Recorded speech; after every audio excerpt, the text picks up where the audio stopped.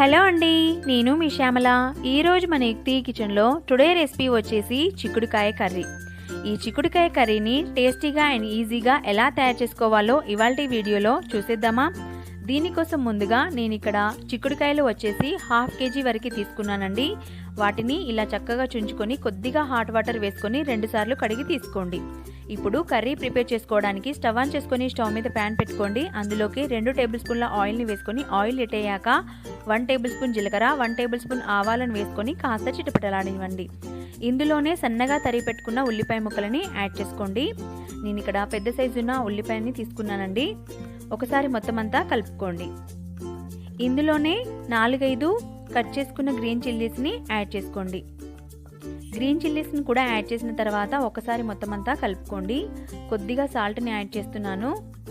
మనకి ఆనియన్స్ అనేవి కాస్త కలర్ చేంజ్ అయ్యేంత వరకు వీటిని ఒక 2 నిమిషాల పాటు కలుపుతూ వేగనివ్వండి. 2 మినిట్స్ తర్వాత ఇక్కడ చూపిస్తున్న చూడండి, ఈ విధంగా వేగినాక ఇప్పుడు మనం ఇందులోకి 1 టేబుల్ స్పూన్ జింజర్ గార్లిక్ పేస్ట్ని యాడ్ చేసుకోవాలి. ఇందులోనే 1 టేబుల్ స్పూన్ పసుపును కూడా యాడ్ చేసుకొని ఒకసారి మొత్తం అంతా పచ్చివాసన పోయేంత వరకు బాగా వేగనివ్వండి. ఈ విధంగా ఒక 1 మినిట్ పాటు పచ్చివాసన పోయేంత వరకు వేపిన తర్వాత ఇప్పుడు మనం ఇందులోకి ఇందాక మనం కడిగి పెట్టుకున్న చిక్కుడుకాయ ముక్కలని యాడ్ చేసుకోవాలి.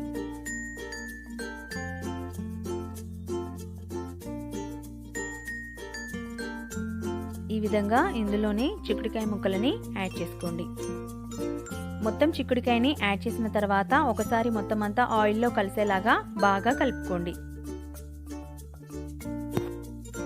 ఈ విధంగా మొత్తం అంతా కలుపుకున్న తర్వాత దీనిపైన మూతను పెట్టుకొని మంటని మధ్యరకంగా ఉంచుకొని కాస్త ఉడికించుకుందాం. మధ్య మధ్యలో మూత తీస్తూ కలుపుతూ ఉండాలండి. నేను 3 నిమిషాల తర్వాత మూత తీసి కలుపుతున్నాను చూడండి. ఈ విధంగా ఒకసారి మొత్తం అంతా కలిపేసుకొని మరొకసారి మూతను పెట్టుకొని అలాగే వదిలేయండి.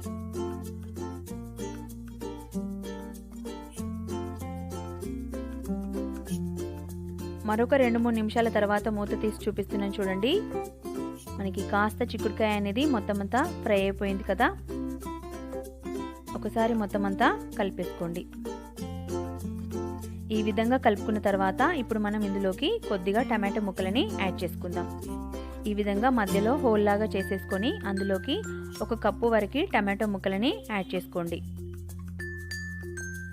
ఇలా టమాటో ముక్కలని యాడ్ చేసిన తర్వాత మూత పెట్టుకొని అలాగే వదిలేయండి. 2 నిమిషాల తర్వాత మూత తీసి చూడండి, మనకి కొద్దిగా టమాటో ముక్కలు అనేవి సాఫ్ట్గా ఉడికిపోయాయి చూడండి.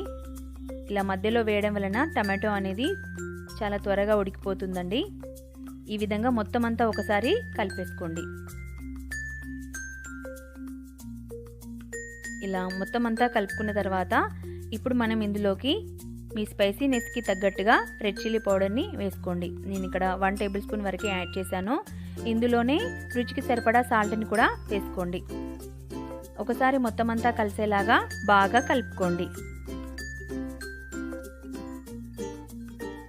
ఈ విధంగా మొత్తం అంతా కలుపుకున్న తర్వాత మరొకసారి మూతను పెట్టుకొని మరొక 2-3 నిమిషాల పాటు అలాగే ఉడికించుకోండి.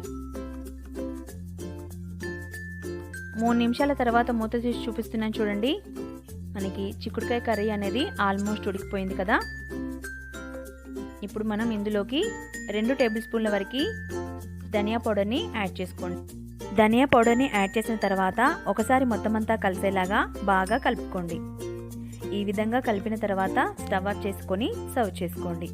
అంతేనండి, ఎంతో రుచికరంగా ఉండే చిక్కుడుకాయ కర్రీ అనేది రెడీ అయిపోయింది. ఈ రెసిపీ కనుక మీకు నచ్చినట్లయితే ప్లీజ్ లైక్ చేయండి, అలాగే మీ ఫ్రెండ్స్కి షేర్ చేయండి. మరిన్ని వీడియోల కోసం మా ఛానల్ని సబ్స్క్రైబ్ చేసుకోండి. Thank you for watching.